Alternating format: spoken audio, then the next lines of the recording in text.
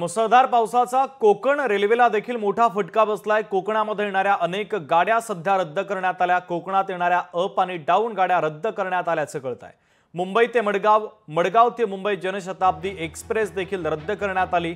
मुंबई ते मडगाव वंदे भारत एक्सप्रेस देखील रद्द करण्याची वेळ आलेली आहे।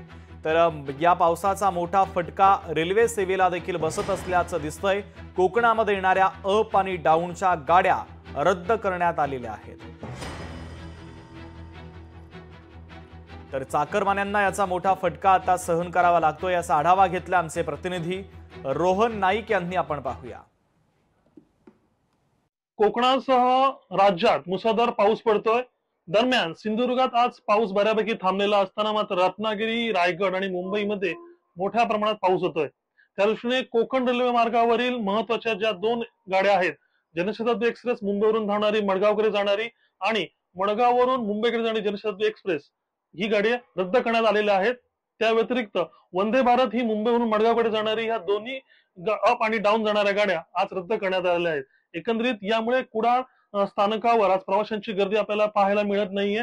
त्यामुळे काही प्रवाशांची गैरसोय सुद्धा झालेली आहे। ऐन वेळेमध्ये ह्या गाड्या रद्द झाल्यामुळे प्रवाशांना दुसरा पर्याय मात्र निवडावा लागलेला आहे। कॅमेरा पर्सन योगेश रोहन नाईक, लोकशाही मराठी, सिंधुदुर्ग। मी मडगाव सीएसटी आणि कुडाळला बोर्ड करणार होतो जनशताब्दी 12052, पण ती रद्द करण्यात आलेली आहे आणि त्याच्यामुळे आता मी माझ्या गावातून एसटी करून इकडे आलो। गावात नेटवर्क पण मिळत नाहीये, वीज पण नाहीये 2 दिवस।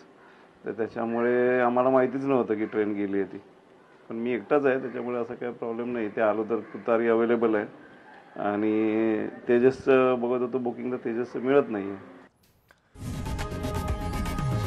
लोकशाही मराठी ऐका, पहा, जागरूक रहा।